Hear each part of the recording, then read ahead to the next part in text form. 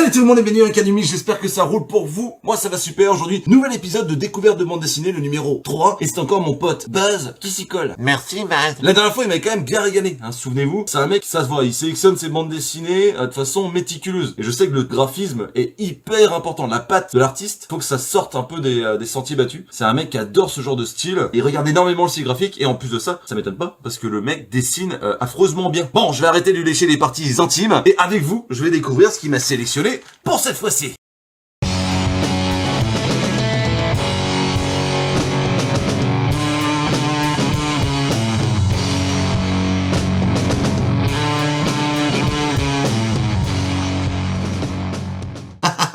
Déjà le mec a un dealer, voilà, un dealer qui déconne pas quoi, tiens. Et tout de suite sans perdre plus de temps, on va découvrir une bande, une BD je pense, une BD ouais. Tac, tac. Forbidden Zone, man. Je connais pas du tout. De mots et CDM de chez Fluide Glacial, évidemment. Donc c'est le format, voilà, le format tout petit rikiki comme ça que moi j'achète jamais. On va pas se mentir. Donc ouais, pourquoi pas.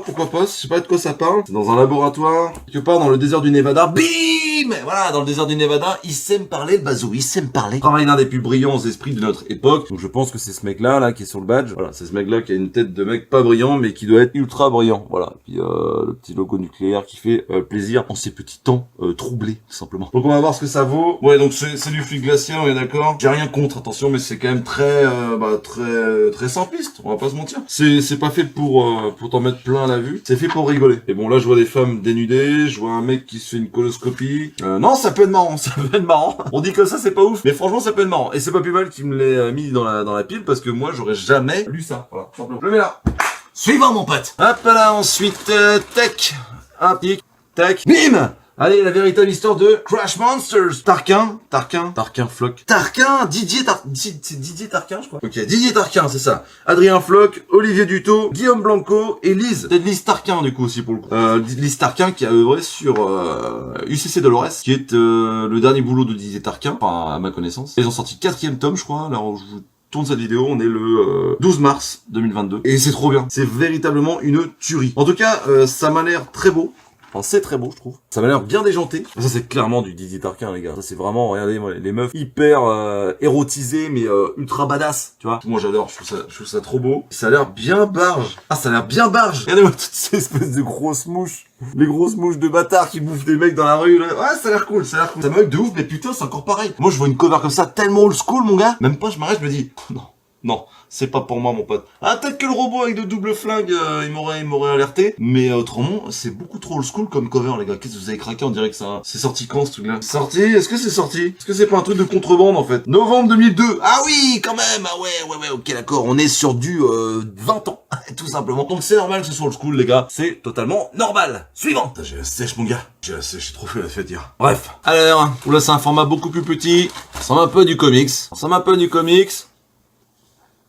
On en est là. Bim, Ranks, les intégrales de chez Drugstore BD. Ok, Drugstore BD. Bim, putain, je connais pas du tout ce format, les frères. Oh, je connais pas du tout ce personnage. Tambourini, Shabbat, Liberator. Oh la vache, je connais pas du tout. Oh, ça m'a l'air bien barge. Oh, le bazou là, il m'a régalé. Stefano Tambourini, chapitre 1, 2, 3, 4. Alain Chabat. C'est pas le Alain Chabat qu'on connaît, si? Ranks, je connais pas. Ça a l'air d'être un classique. Moi, je veux juste savoir si c'est scénarisé par Alain Chabat. Le Alain Chabat qu'on connaît. C'est un mec qui a le même nom, quoi. Je peux avoir une photo d'un Chabat, les gars. Mais c'est vraiment Alain Chabat. Il a fait Ranks intégral, grand format. Non mais je suis pas fou, les gars. Attends. C'est quand même pas pour un fou. On est d'accord, hein. Alain Chabat, Ranks. Alors là, mon pote. Ok. Alain Chabat, donc, a fait un truc, une bande dessinée. Ok. A fait une bande dessinée. À scénariser une partie. C'est en noir et blanc. J'ai vu de la couleur tout à l'heure. Ah, il y a une partie qui est en noir et blanc. Alors, c'est le début de l'histoire. Le mec, il devait pas avoir beaucoup de thunes. Oh, ça sent le old school, hein. C'est old school de chez old school. Ah, ça peut être pas mal, hein. Ça a l'air complètement barge. Putain, ça a l'air complètement barge. Sérieux. Ah, la vache. Ah ouais, ok. Ouais, putain, la vache. Ah ouais, on voit tout, quoi. On voit tout. Il y a du sexe, il y a de la violence, du sang. C'est gore, c'est gênant. Oh là là. Oh putain, c'est génial. J'adore. Oh, ça va me plaire de ouf, ça. Ça va vraiment me plaire de ouf, hein. Ah, ils sont marrants. Les mecs sont cons. J'ai jamais entendu parler de Ranks, mais genre jamais. Et puis le délire de la couleur en direct, là, j'adore. Ça a l'air complètement incroyable et franchement, ça sent le cyberpunk à fond. Ranks, le zonard synthétique, est un robot fou amoureux de Lubna, une petite peste shootée en permanence et au caractère exécrable. Pour lui trouver de la drogue, se débarrasser de ses amants et lui faire plaisir en toutes circonstances, Ranks ira de Rome à New York, du massacre collectif à la performance de music hall, en passant par le prêche de la bonne parole. Donc, base a encore une fois tapé en plein dans le mille. Je le mets là, mon petit pote. Dans l'ordre, il y a Ranks, Crash Monsters et Forbidden Zone. On va passer au suivant. Et je les ai touchés, les suivants. Il y en a plus qu'un, Et le dernier comics. Oh, bah, non, c'est le manga, ça. Ah, il a mis du manga, il m'a dit qu'il mettrait un manga. Tac. Oh, bah, du coup, j'ai tout c'est l'inverse, du coup, je suis con. Me and the Devil Blues, yes. Crossroad Blues de Akira Hiramoto. Moi et le diable du blues. Numéro 1, de chez Big Kana. C'est la première fois que j'ai parlé de manga dans la cave. Faudrait pas que ça devienne une habitude. Hein, je crois que le manga a déjà suffisamment de part belle sur le marché français. Alors, c'est en couleur. Non, ok, le début est en couleur et ça parle d'un Renoir qui fait de la gratte, mon gars. Ouais, c'est ça. Bah, en tout cas, c'est très beau. C'est très très beau. C'est très très beau. On est sur un délire, on est sur de la beauté. Et même les pages en couleur là du début, elles sont... Bah, excuse-moi frère, mais pourquoi vous nous faites chier avec nos noir et blanc alors que la couleur vous savez faire les gars? C'est juste magnifique quoi. Ce serait tellement plus stylé en couleur les gars. Oh, regardez-moi ça. Je me suis installé sur ce nouveau continent en compagnie de leurs enfants abandonnés. Bim! Putain, alors ça sent le délire un peu christique. Ça sent tout ce que je kiffe. Et d'ailleurs la tranche elle est bleue. T'as l'impression d'en laisser sur tes doigts.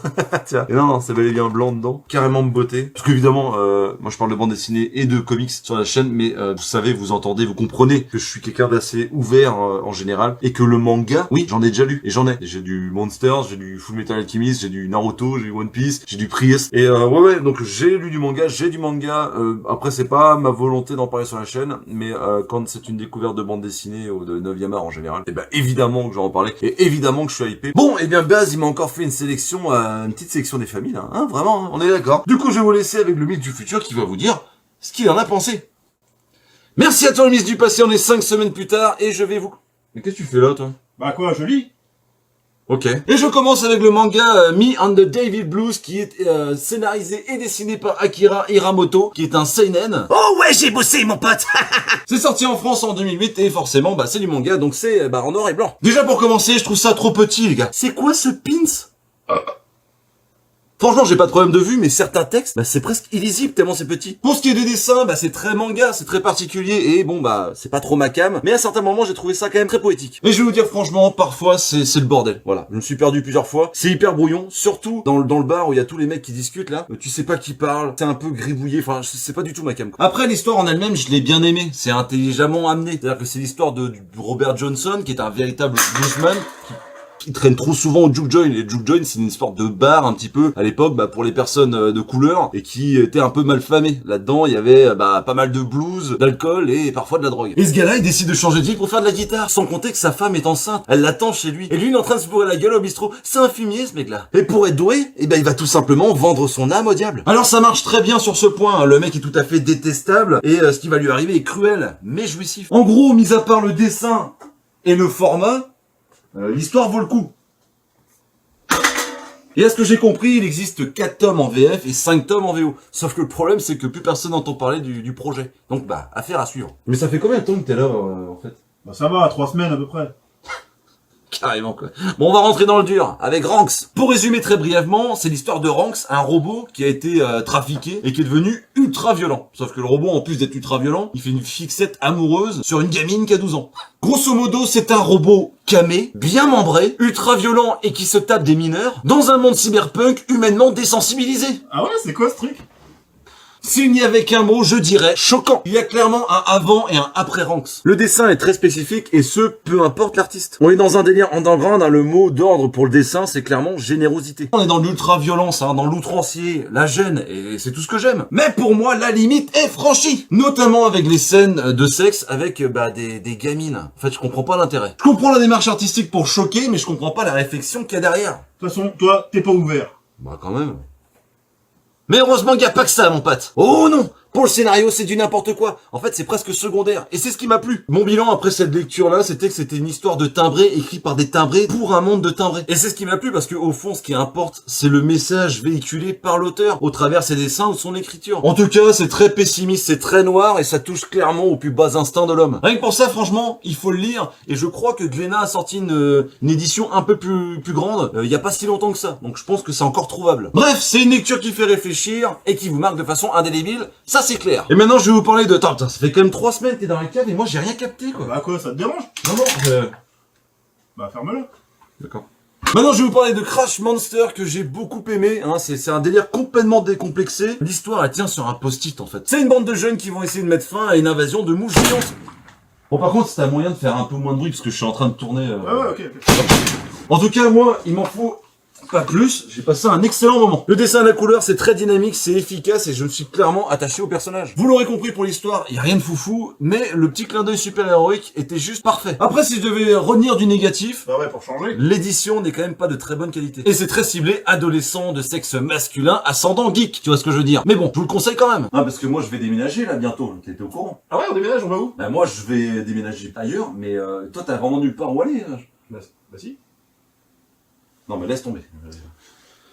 Et pour finir, Forbidden Zone. C'est un regroupement de plusieurs histoires où on va suivre un scientifique dans ses recherches. Et très franchement, c'est à mourir de rire. J'ai trouvé que le dessin n'était pas si basique que ça parce que c'est quand même bourré de détails. Ah, y'a plus de PQ, mon frère. Ouais, j'arrive. Je vais t'en chercher. Bon, je reviens. Fais vite.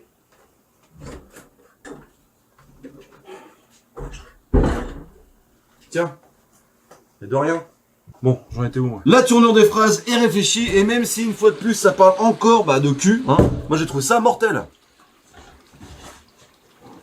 Par contre, c'est un poil court, mais rassurez-vous, il existe 4 albums de ce type. Bon, et bien voilà, et puis merci encore une fois à Baz de m'avoir fait cette sélection. Si je devais conclure, je dirais que Rank, c'est une œuvre majeure, hein, mais par contre, elle vous marque de façon indélébile, donc âme sensible, s'abstenir. Me and the Devil Blues m'a bien intrigué, hein, parce que, très franchement, ça parle d'un sujet et d'une époque que j'adore. Crash Monster m'a ramené, directement au collège. Voilà, c'est clairement ce genre de dessin que j'adorais dans les Landfuss magazines.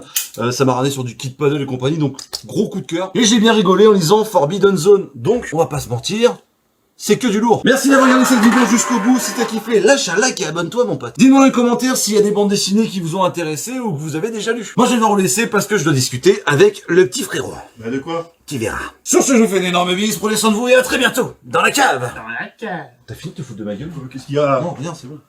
Non, mais rien.